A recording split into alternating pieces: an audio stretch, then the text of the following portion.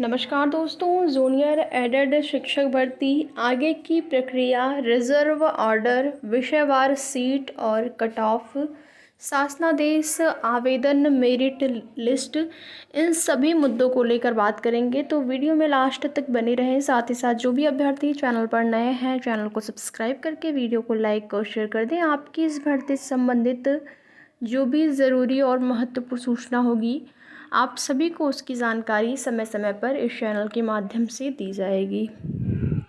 तो देखेंगे 3 से 4 दिन पहले एडेड विद्यालयों में जो है विद्यालयों की मरम्मत को लेकर जो न्यूज़पेपर के माध्यम से सूचना दी गई थी, लेकिन भर्ती प्रक्रिया को लेकर कोई भी ऐसी जानकारी न्यूज़पेपर के माध्यम से या फिर किसी भी अन्य सोर्सेज के माध्यम से इस समय अगर देखा जाए तो देखने के लिए नहीं मिल रही है।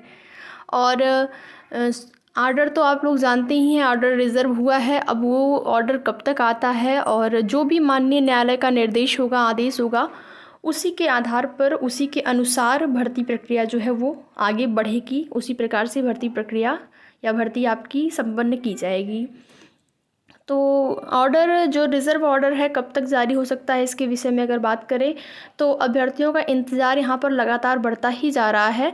छुट्टियों में भी ऑर्डर जो है वो सुनाया जा सकता है, लेकिन क्या जून के महीने में संभावित है, संभावना है, उम्मीद है? तो यहाँ पर आप सभी को बता दें कि उम्मीद बहुत कम है।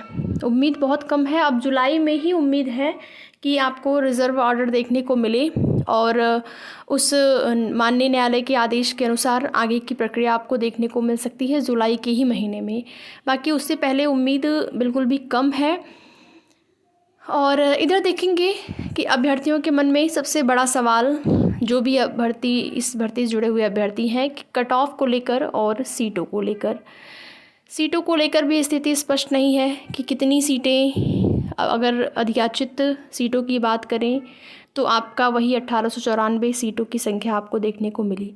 लेकिन सीटों में वृद्धि को लेकर प्रारंभ में अभ्यर्थियों के द्वारा लगातार प्रयास भी किया गया, लेकिन देखेंगे प्रारंभ में कुछ आश्वासन मिले कि सीटें बढ़ सकती हैं, क्योंकि ये भी जानकारी मिली कि सीटें जो हैं वो रिक्त हैं। 6 से 8 हज़ार पदों की संख्या की बात करें तो एडेड कॉलेजों में जो हैं एडेड के जो विद्यालय हैं उसमें इतनी जो है सीटें हैं खाली।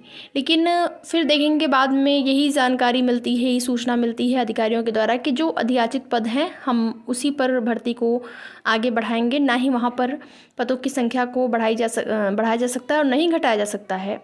और छात्र शिक्षक अनुपात की बात करें तो उसके आधार पर भी कुछ चीज़ें मालूम हुई कि पहले इस आधार पर भी हो सकती है भर्ती छात्र शिक्षक अनुपात में। तो वहाँ पर अगर उसके आधार पर देखा जाए तो पदों की संख्या जो अधियाचित पद हैं उससे घट भी सकते हैं। तो ये सब चीज़ें अभी भी क्लियर नहीं हो पाई हैं। और ये सब चीज़ें कब तक क्लियर होंगी? अगर एक बार कोर्ट ऑर्डर, रिज़र्व जो ऑर्डर है वो आ जाता है, भर्ती प्रक्रिया आगे बढ़ जाएगी, तो कहीं ना कहीं किसी न किसी माध्यम से, न्यूज़पेपर के ही माध्यम से, अधिकारियों के माध्यम से कोई ना कोई नोटिस ज़रूर जारी होगी कि किस प्रकार से विषयवार जो है मेरिट लिस्ट बननी है, सीटों की संख्या, कितने पदों पर भर्ती पूरी होने जा रही है। ये सारी चीज़ें तभी स्पष्ट हो पाएंगी। पहले से केवल एक अनुमान ही लगाया जा सकता है, और अनुमान में भी आप लोग स्वयं भी अनुमान लगा सकते हैं यहाँ पर कि जब आपका की जो परीक्षा है वो विषय के आधार पर हुई थी तो मेरिट भी विषयवार ही बनेगी। बाकी मैंने आप लोगों को बहुत पहले ही, जब भर्ती ये आपकी प्रारंभ हुई, मतलब परीक्षा हो गई, परीक्षा के बाद जब कट ऑफ को लेकर सबके मन में सवाल आया कितनी कट ऑफ जाएगी, तभी हमारे द्वारा आपको यही बताया गया था कि जहाँ तक उम्मीद है मैथ और साइंस विषय में सीटों की संख्या सबसे ज़्यादा हो सकती है। तो मेरा भी एक अनुमान ही था, कोई ऐसा नहीं है कि बिल्कुल सटीक, वो तो ऑफिशियल नोटिस आने के बाद ही चीज़ें क्लियर हो पाएंगी। लेकिन फिर बीच में देखेंगे कि एक सोशल मीडिया पे सीटों को लेकर, कट ऑफ को लेकर आप लोगों ने देखा होगा, कट ऑफ हाई बताई गई और सीटों को लेकर भी बताया गया, जिसमें कि मैथ और साइंस की जो सीटों की संख्या थी वो सबसे ज़्यादा बताई गई। तो यहाँ पर ज़्यादा का मतलब मैथ और साइंस, क्योंकि 2 सब्जेक्ट हैं, तो उसके आधार पर यहाँ पर एक अनुमान लगाया गया कि मैथ और साइंस में ज़्यादा सीटें हो सकती हैं। लेकिन जहाँ तक उम्मीद है कि अभी भी यही चीज़ें आपको देखने को मिलेगी। मैथ और साइंस में सीटों की संख्या सबसे ज़्यादा होगी।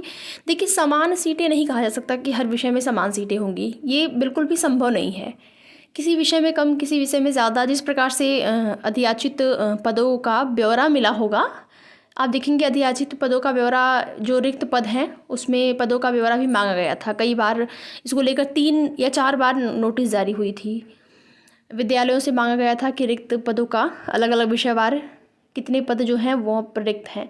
तो वहाँ से ये भी अनुमान लगाया गया था कि हो सकता है कि सीटें बढ़ जाएं। तो देखिए, ये इन सब चीज़ों के लिए अभी भी आप लोगों को इंतज़ार ही करना है। फिर भी अगर कट ऑफ की बात करें यहाँ पर, तो आप लोग कोई भी अभ्यर्थी जिनका 74 है, अनरिजर्व कैटेगरी में अगर बात करें, गुणांक अगर सीटें 1894 रहती हैं तो उसकी स्थिति में बढ़ जाएंगे, तब तो 70 भी कह सकते हैं अनरिजर्व कैटेगरी की कट ऑफ जा सकती है। लेकिन अगर 1894 सीटें रहती हैं, 74 वाले अनरिजर्व कैटेगरी में जो भी अभ्यर्थी 74 जिनका गुणांक है, वो लोग उम्मीद अभी भी लगा सकते हैं। और साथ ही साथ किसी भी अगर परीक्षा की आप तैयारी कर रहे हैं तो वो भी अपना करते रहिए। ऐसा नहीं है कि केवल इंतज़ार ही चलता रहे, तैयारी भी आप लोग करते रहिए। बाकी जैसे ही कोई आगे की सूचना मिलती है आपको उसकी जानकारी दी जाएगी। वीडियो में लास्ट तक बने रहने के लिए आप लोगों का बहुत बहुत धन्यवाद।